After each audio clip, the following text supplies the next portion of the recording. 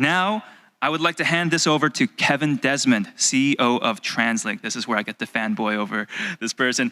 Kevin is an experienced executive with a career built in the public transportation industry. As CEO of TransLink, he oversees planning, financing, and management of a region-wide multimodal transit network with nearly 7,000 employees that move 500,000 people every day. Wow.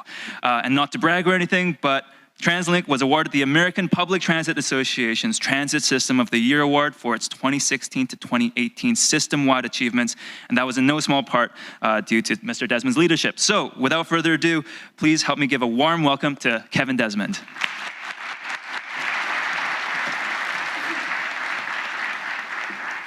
Thank you, Yute, and I hope you found that Slido experience totally cool. And the fact, I thought you were like a cool guy with your video stuff, but you'd never done Slido before. So, folks, just saying, when you get to the Slido later in the day, make sure you put thumbs up for at least one question for Yute, so he feels the love of Slido.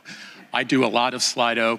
I feel the love of Slido all the time. Man, it's fantastic. Anyway, welcome, everybody. Thanks for getting here, and thanks, most of you, for getting here by public transit. Hopefully, your trip went smoothly this morning during these snowy days, and we try to operate as reliably as possible. When I took my bus, my 103 shuttle bus, community shuttle bus down to Columbia Station, I was met with a completely jam-packed, crush-loaded Mark I train all the way downtown for a 7 a.m.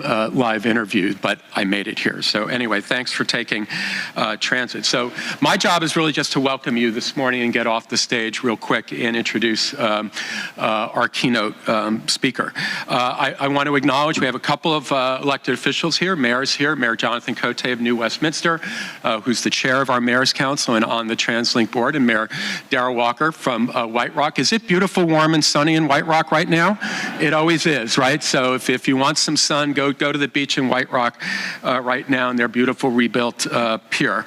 We also have three of our board members from TransLink, Marcella Zale, Lorraine Cunningham, and Murray Dunwoody are here. Raise your hands, you guys. Here, thank you for coming out this morning as well. So why do we do these events? Well, you know, it's about mobility. It's about keeping the region moving, and I'm sure all of you here are today because you have an interest in that, in one way or the other, is how do we think of clever, innovative ways to keep the region moving now and certainly in the future, hence why we call this as part of our TransLink Tomorrow program. And for us, that's in many ways, it's about seeking out innovators, partnering, and trying to make sure that we get it right with all of you in the room. We do not have all the answers. We certainly don't even come close to having all the ingenuity that will take to keep this region moving now and in the future. We need all of you in the room and many others to help us make this happen. And in fact, we have colleagues from all across the metro region, from across the water in Victoria, from Kelowna, and even as far as away from Jacksonville, Florida. So I don't know if our Jacksonville, Florida person is here. Welcome to cold and snowy Vancouver. This forum is very much emblematic of our approach to new mobility. It's got to be collaborative, and that's what you're going to be doing today. You're going to have folks up on stage talking to you, but there's also going to be some interactive session today to really help us think about some really, really tricky policy issues going forward. So I like to think of this as the new roaring 20s. It is 2020, after all. It's a new decade. And in my thinking, here we are, 14 days into the new decade. You're all here to help us kick off this new decade, to see what it's all going to be about going forward.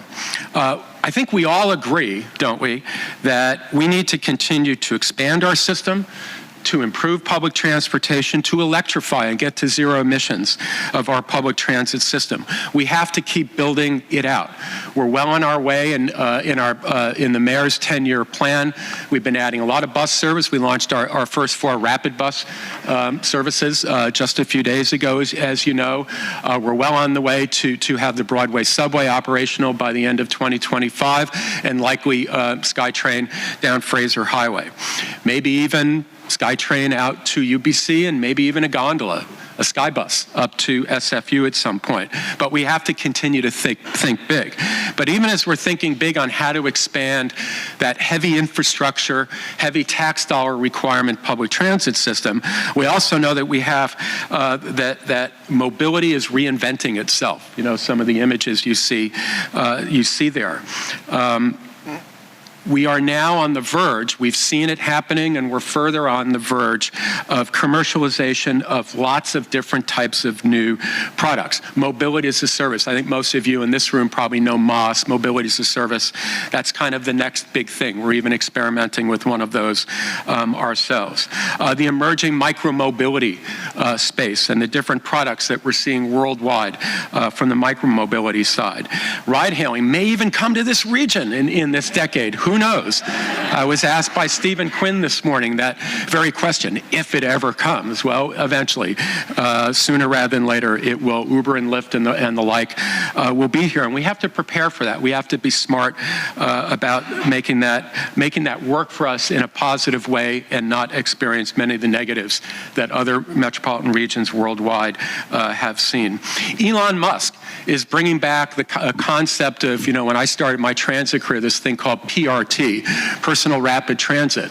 But what is that going to look like? And a big capitalist innovator like Elon Musk leaning into the transportation space. Meanwhile, Jeff Bezos has his vision of drone deliveries and how that might change the way that we use our streets and so on and so forth. The point being, there's so much going on, and there are a lot of really interesting innovators making that happen, whether it's our own local companies here all the way up to people like Mr. Musk and Mr. Bezos.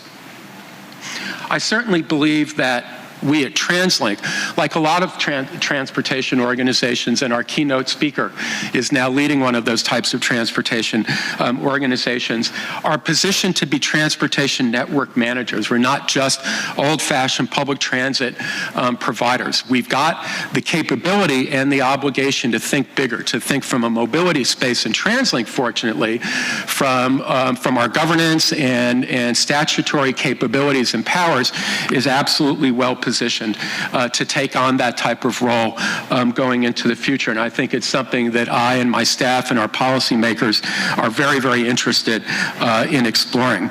Our new mobility team, many of them are here. You know some of the folks. You're going to talk to them throughout the day, are forging a new practice here at TransLink. This is our third now new mobility forum, and we're learning and we're partnering with you guys in this room. One of the things that new mobility group does is run our open call for innovation program. We're now about to be going into our third year of the open call.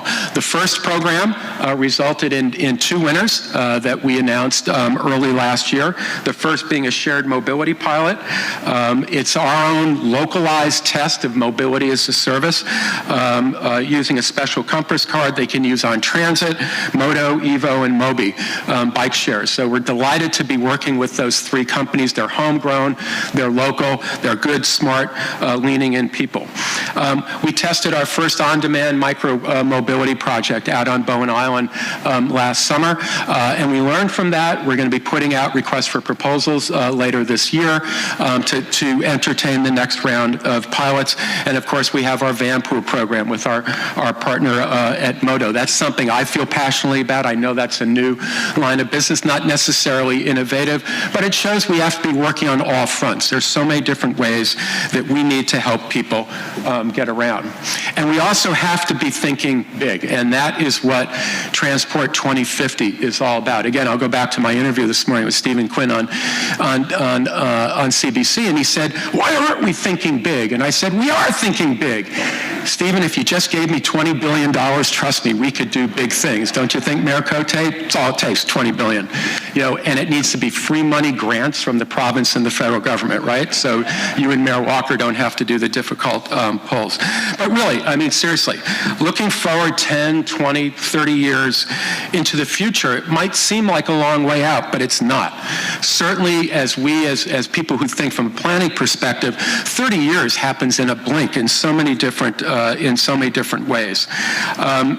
We continue with the technical work on T2050. We're going to continue with intense public engagement. We had a huge public engagement project during the course of the summer. I hope many of you went on our website. I hope many of you put out some of your ideas for what we should be doing in the future.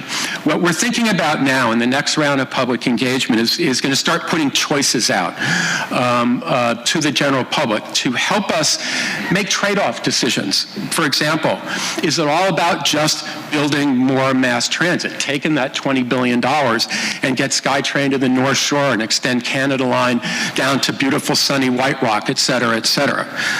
Or do we think about aggressively adopting different ways to manage the streets and roadways of our region, to think differently about how that space is used so you're utilizing it as efficiently and effectively as possible? What will automated vehicles do to the future? Will we own a private automated vehicle? Will we be shared automated vehicles going forward? What do we do with the ability to use our streets and roadways for free? In other words, do we think about congestion pricing? What does that mean? How will the public think about congestion pricing? There was just a day-long symposium last Sunday in Washington, D.C. at the Transportation Research Board, and our Vice President, Jeff Cross, spoke there with folks from throughout North America and internationally that either have already implemented congestion pricing or are thinking about congestion pricing. These are all hard choices, and we're going to ask the public to help us deal with these hard choices. And today, you're going to lean in a lot and help us think about the future of automated vehicles, and our keynote speaker is going to help lead that. What does it mean when automated vehicles, whenever they come, sometime probably later this decade, and I'm sure in the 2030s, they will begin to become prevalent? What's that going to do to our transportation environment? What's that going to do to personal privacy, data privacy? How do we think about that? How do we even think about personal choice? Your own ability. Do we own our own car? Do we always have to have a shared car? I like my old car, and I can put my kayaks on top of my cars. My staff hears me talk about that all the time. I think about some of those from a practical standpoint, but certainly transportation engineers and technologists need to think about what it means. So I'm going to get off the stage, but before I do, I need to introduce our keynote speaker. I'm absolutely delighted that Jeff Tumlin came up to visit us from San Francisco for this event today. Jeff leads the San Francisco Municipal Transportation Authority. At least old school, I call it MUNI. I don't know, you guys still call it MUNI down there, or SFMTA? Part of MUNI. And you're going to hear from him. Among other things, Jeff oversees the city streets, buses, streetcars, light rail, cable cars that serve over 700,000 riders a day. Previously, Jeff was a principal and director of strategy at Nelson Nygaard. He was also the interim director of Oakland's first Department of Transportation, helping Oakland orient its transportation spending and policies around more equitable public health, safety, and economic outcomes. You know, when we first approached Jeff to do this, to come here today, he was still at Nelson Nygaard, and then since that time he assumed the role as the director of SFMTA. I am so grateful that Jeff still came up even though he's got a 14-hour-a-day day job down in San Francisco. Please help me welcome Jeff Tumlin.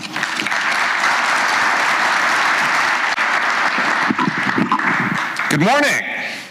What an exciting time to be in the mobility space, right? Right? Isn't this amazing? Everything is brand new. We've never done this before. We've got like hop and skip and jump and Uber and Lyft and Amazon delivery and hoverboards and personal jetpacks. And it is utterly thrilling and exciting. Except for the fact that really all of the stuff that we're talking about today is not really, in fact, very new. So Hyperloop was first patented in 1867. And while scooters out on our streets may seem exciting and new, they've been around since the late 19th century. And in fact, almost everything that we're talking about today was featured prominently in the pages of Popular Mechanics, really starting in the 1930s and peaking really in the 1940s. The only thing that has changed is that the actual technology has gotten a little bit ahead, and we're finally starting to bring some products to market. I also want to point out that this is also not the first time when the idea of automation in the mobility space caused a significant labor disruption. Many of you probably don't know your labor history enough to know when New York City's entire economy was shut down for weeks in the 1945 New York City elevator operator strike. While we think that automation in the mobility space is relatively new, you of course have had automated trains for decades, and elevators are basically automated mobility that suffered the same kind of fear and anxiety and labor disruption that we're currently talking about with automated cars. The sort of acceptance cycle for automated elevators was remarkably slow and incredibly disruptive, and resulted in massive labor strikes starting in 1945 and continuing on into the 1960s. But where a lot of our thinking about the role of mobility in transforming society, the origin point for all of our thinking about the future of the city, and particularly the role of mobility in the city, comes from 3 exhibits at the 1933, 1939, and 1964 World's Fairs.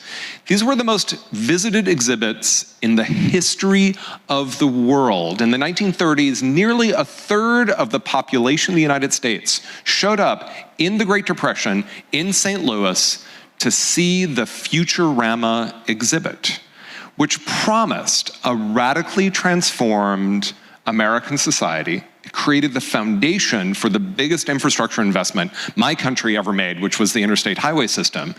And it promised a General Motors car in every garage. It was the Futurama exhibit sponsored by the General Motors Corporation. This is the thinking that drove all of the art for the Jetsons. It has influenced sci-fi up until this very day. And in many ways, it was extraordinarily positive. The interstate highway system created an astonishing economic and social transformation in the United States. It connected that vast country together, and it allowed for not only economic transformation in the United States, but social and personal transformation. Every generation of my family moved west, each generation, oftentimes multiple times, and completely reinvented themselves until they got to California finally. And now we're all, stable and the same. But we've been promised this idea of personal freedom, personal transformation through limitless free mobility. And it isn't any wonder that we are so frustrated when we're stuck on the Lionsgate Bridge or in Los Angeles, where I grew up, stuck behind all these other people pursuing their own personal liberty at the expense of the overall efficiency of the system.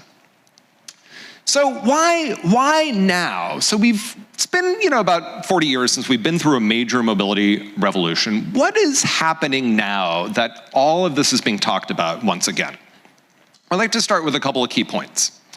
The first, and arguably the most important, is that personal mobility is by far the least efficient sector of the North American economy. Cars are very expensive capital objects, and they sit parked 95% of their useful life. They're only used 5% of the time, and when they are used, they're typically used at about 25% of capacity, meaning that the personal mobility auto-oriented economy operates at about a 2% efficiency margin. But there's something larger than that, which is the way in which we think about mobility and its relationship to the larger economies. So let me remind to you all what you learned in Econ 101 in high school. There is the supply curve that says the more people are willing to pay for a good or service, the more the market will supply that good. And there's the demand curve, which says that the cheaper something is, the more people are going to want of it. And there's this magical equilibrium point where those two lines come together, and this is the point at which the market is willing to supply the good or service at the price that people are willing to pay. And this is how we balance supply and demand for every good or commodity or service in North American economies, whether it's food or clothing or housing or your cell phone bill. Like, do you want a cell phone that is free but doesn't usually work? Or are you gonna pay $200 a month for one where you can always make a phone call? So we use price to balance supply and demand for every service except for mobility, where instead of using price, we use time. So mobility is free, but you're going to have to stand in line in order to get on the highway. This is phenomenally wasteful, and at least in my country, it's the only thing that we have socialized, right? We still use the market to balance supply and demand for healthcare, but not for driving. Moreover, another thing that technologists don't understand, because they're object thinkers rather than systems thinkers, is that in the mobility space, the secondary and tertiary outcomes of an investment are oftentimes greater than the primary outcomes. So let's take the concept of induced demand. Being stuck in congestion is deeply, deeply, deeply frustrating. And if you're there in your car, it's very easy to think that, like, only if there were just one lane over there more, I can get out of this lane, and then I could drive fast again, and it would be so, so deeply satisfying. And so every couple of years, we go out to the voters and promise them that if we raise money to widen the highway, that driving will be fast and free again, and it will be so amazing. And this is typically where both the traffic analysis model as well as political logic stops. Like, problem solved, we've widened the highway. However, upon widening the highway, people make different decisions. Like, oh, why don't we go downtown for lunch? Or better yet, honey, why don't we buy the bigger, cheaper house farther away? Because, you know, the new highway.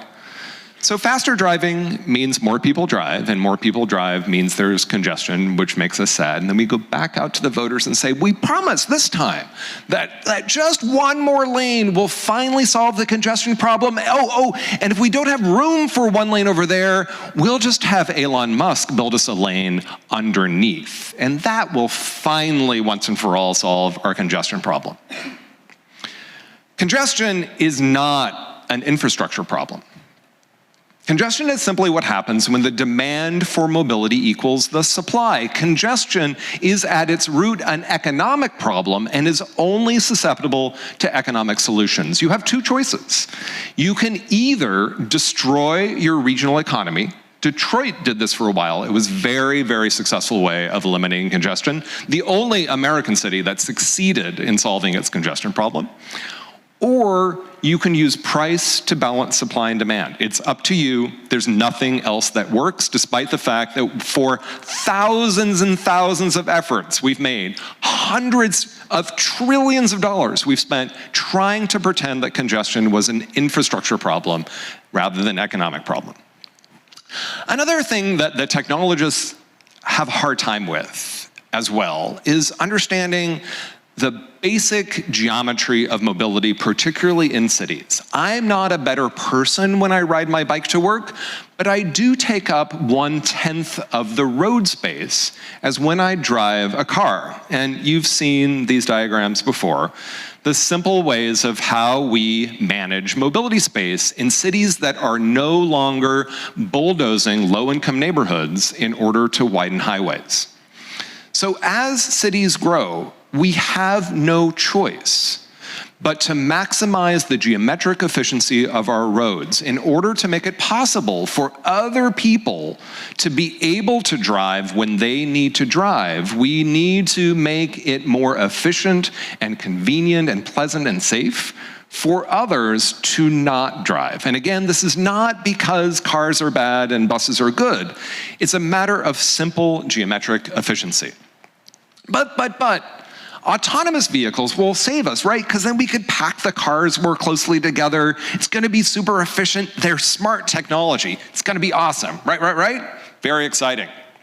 Well, just, a little bit of background. We've been, again, promised autonomous vehicles for a very long time. Technology is starting to get a little bit better, and we're starting to see autonomous-related technology that helps Tesla stay in their lane in the highway, and there's little low-speed shuttles that operate in parking lots, and these are pretty good.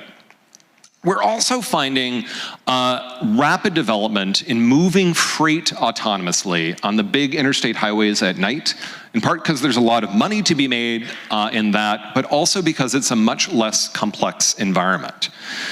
But all of the companies, Uber and Lyft and Waymo and others, keep pushing out the date at which autonomy really gets released into cities. And that is largely because of the phenomenal complexity of moving vehicles where there are unpredictable pedestrians in cities. They're really, really struggling with this phenomenon. And part of the phenomenon is rooted in the fact that we don't navigate urban places by algorithm. We navigate urban places socially. The human brain is hardwired to see faces. Our species did not survive because we have sharp claws and can run really fast. We thrived because we're pack hunters. The human eye has the greatest contrast between the iris and the sclera of any animal on the planet. We make eye contact in order to communicate a huge amount of information. And so you can be in a very, very crowded sidewalk in Manhattan and not actually run into anyone because you're sending thousands of social cues to everyone else on the sidewalk with your eye movement and with a million very subtle body movements. We navigate space socially, not through algorithm. And until cars have faces, they're not going to be able to navigate a stop sign controlled intersection in a city space. In fact, when I go to autonomous vehicle conferences, the technologists say the solution to this problem is to simply ban pedestrians, because who would need to walk when you have ubiquitous autonomy? Autonomy, beyond being social spaces, is also important to understand what people will do inside these vehicles. So again, we've been talking about this for a long time, and this whole idea of playing games in the car hasn't changed much, except that it's now video games. But we still can't forget the fundamental geometry problem, right? Whether I'm driving my own car, or riding in the back of an Uber, or riding in an autonomous vehicle, it still takes up about the same amount of space. And while it's clear that we get better geometric efficiency on the highway, all of the experiments so far have suggested that we get worse geometric efficiency on city streets because of the pedestrian right-of-way conundrum. Autonomous vehicles are having a really, really hard time operating efficiently on city streets. All right, let's talk about the future. Pop quiz, you probably all know this. Who is investing the most in autonomous vehicle technology? Who? Nope. General Motors, not OEMs, you would think, right? Who's investing the most? Google, Waymo, Alphabet. Google is by far the biggest investor in autonomous vehicle technology. That's kind of strange. Why would they be doing that? Don't they like sell information? Like, why would they be investing in autonomous vehicle technology? Like, what's Google's revenue model? How do they make money? Do they sell news? What do they do? Google's an ad company. About 96% of Google's parent company, their revenue is advertising. So, okay, wait, why would an ad company be investing in cars? That seems very strange. What's going on here? So the most important thing for you all to understand as you game through what will happen in the mobility space over the next 20 years is to understand how the money flows. Google's an ad company. And an ad company is interested in the future of mobility because the revenue model for the future of mobility has nothing to do with mobility. The revenue model for the future of mobility has everything to do with capturing the value of time of vehicle occupants. And Google knows who you are, where you've come from, where you're going to. It has your credit card information and your entire internet search history, including your so-called private browser search history. Trust me, it still has all of that. So, where does this lead us? What will change in the world of mobility? So when you go to these scary technology conferences, you will see, for example, that Zappos is already developing autonomous vehicles that will come and show up at your house, fully stocked with shoes in your size, matched to your spending history, and your ride to work will be free if you literally walk off the vehicle in a brand new pair of Zappos shoes. Tinder, Grindr, all of the dating apps, and in fact, the entire sex industry is already planning for how they are going to take advantage of autonomous vehicle technology to capture the value of time of the vehicle occupants. So just start thinking about this. That's a whole other lecture. But the potential transformation in cities gets to be pretty intense, including the possibility that all of the social dysfunction that has occurred in social media space replicating itself in physical space. I'm not racist, I'm just more comfortable sharing a ride with people of 4.5 stars or better. When we turn mobility over to private corporations without regulating them properly, private corporations will always pander to more exquisite convenience for the privileged at the expense of those who have the fewest choices. And more importantly, remember what the advertising industry does. The advertising industry generates insecurity among us. It creates fear in order to assuage that insecurity and fear through having us spend more money. Right? This is at the root of why social media is so disruptive at the moment. Imagine what would happen if public transit collapses and instead the tribalism of social media is allowed to happen on our buses. So what should we be doing? Okay, enough of that. There are things that we can do, but only if we game ahead what the technology companies are thinking about, as well as the unintended consequences that they're simply ignoring. And the most important starting place is to recognize that in this mobility revolution, the greatest power that public agencies have is that they own the hardware. Public agencies own the streets on which this technology will operate. And the fundamental responsibility of any municipal department of transportation or regional transportation authority is to manage that public right-of-way for the public good. And in order to do that, you all need to define exactly what it is that you mean by the public good and have tools for measuring it.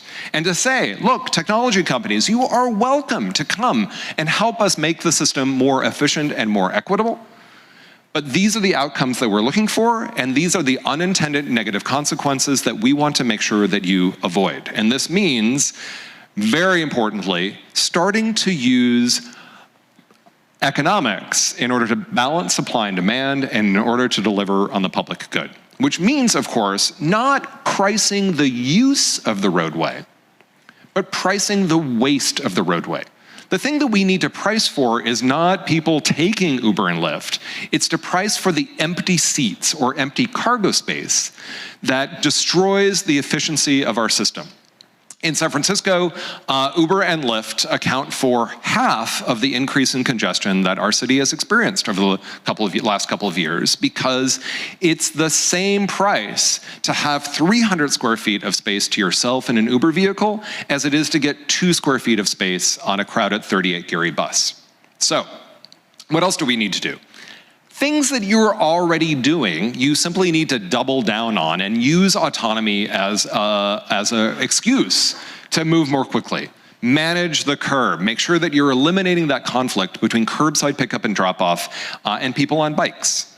It means modernizing your parking regulations. Parking demand is down year over year over year in San Francisco, even as our economy increases, because Uber and Lyft is wiping out the parking market, which is great. So get rid of parking spaces. There is no excuse for minimum parking requirements. In any city, anywhere in the world, you have far more parking today than your cities will ever need in the future. The thing that you need to be looking for is making sure that you are being able to redo something else with all that excess parking that you've got there. So you need parking maximums and design standards that minimize the negative impact of parking supply. You also need to make sure that you're establishing clear data protocols. Private sector is great. You need access to their data, and very importantly, you need to require open APIs around scheduling or payment. It is critical that we do not allow private mobility to establish monopolies. So think about managing the street and mobility companies the same way that the federal government manages the airwaves. Look at telecommunications regulation as the model for mobility regulation in order to promote innovation and private profit, but in a way that serves the consumer and serves the public good. Which means, as well, defining what you mean by equity and making sure that you have mechanisms for measuring it. We want to make sure that we use technology not for more exquisite convenience for the privileged, but at delivering on basic mobility needs for the people who need it the most. There's no more powerful way of creating opportunity for people who have been left behind than by using mobility to get those folks access to jobs, to schools, and to other paths out of poverty. It means reorganizing government, not around service provision, but on mobility management. And as Kevin Desmond has already said, your region is farther ahead than almost any place, well, certainly more than any place in North America, in part because of the unique structure of your government here. TransLink is perfectly set up to be the regional mobility manager that provides direct service where it makes sense for government to do so, and then regulates the private sector in order to fill in the gaps and deliver on specific outcomes. This means also taking very seriously the fact that the #1 job for men around the world is driver. Things are changing so rapidly that we need to be very conscious of what happens to people who are drivers, particularly people who are long-distance truck drivers, the job that is most threatened most quickly. If we simply just let those jobs collapse, the political impact of that, well, let's just say you'll start to see more of the phenomena that we are seeing in my country. In order for us to move ahead, we also need to be very conscious about the future of direct provision of public transportation services, allowing the public sector to focus on the services that are most efficient and highest capacity, and making sure that we're doing what you all are already doing, which is providing dedicated right-of-way for driver-operated high-capacity, high-frequency transit, allowing it in the future when the technology is ripe to transition to autonomous high-capacity transit. I don't know if that technology will ever be here, or at least in our lifetimes, but it's a perfect excuse to get what you already need, which is congestion protection for the highest capacity modes of transportation.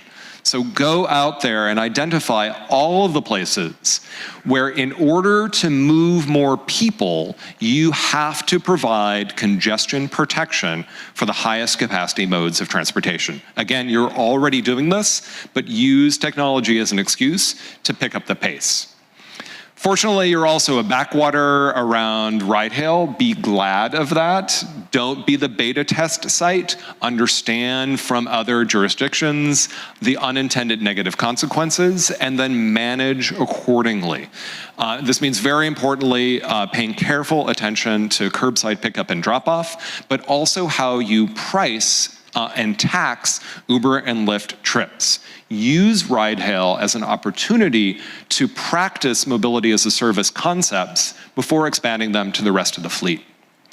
Also take advantage of the fact that the public sector here owns all of the most important mobility nodes, places where all of the modes of transportation come together.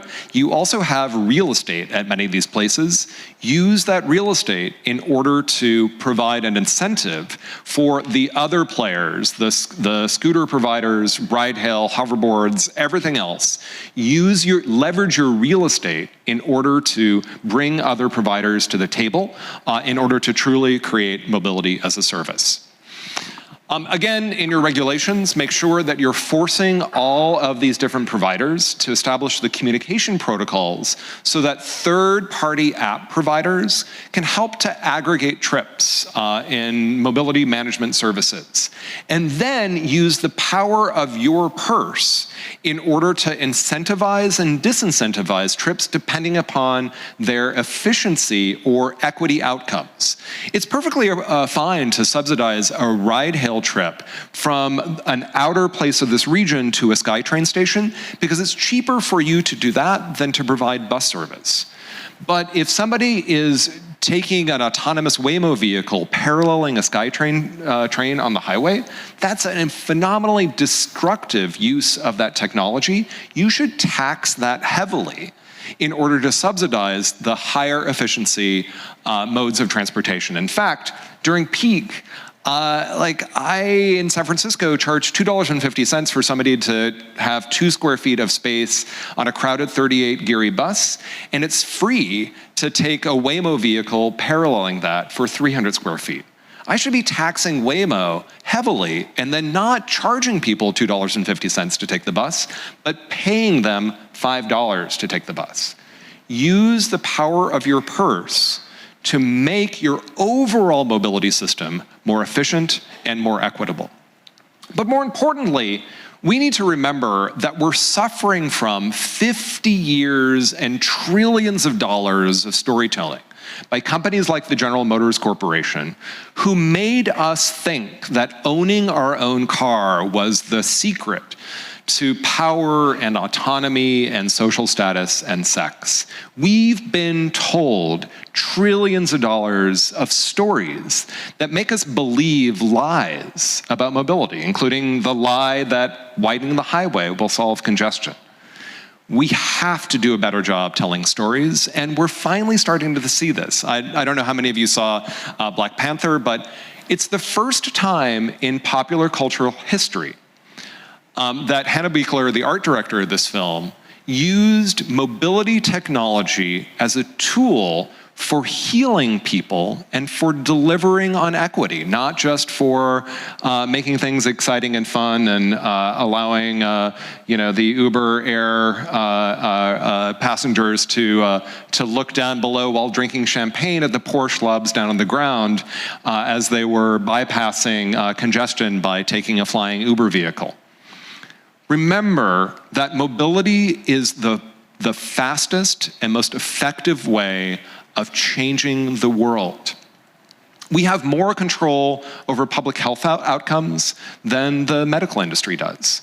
We have more control over economic development than any economic development office does. And more importantly, we have more power to deliver a more equitable, humane, fair, hopeful society than any health and human services or social development organization does.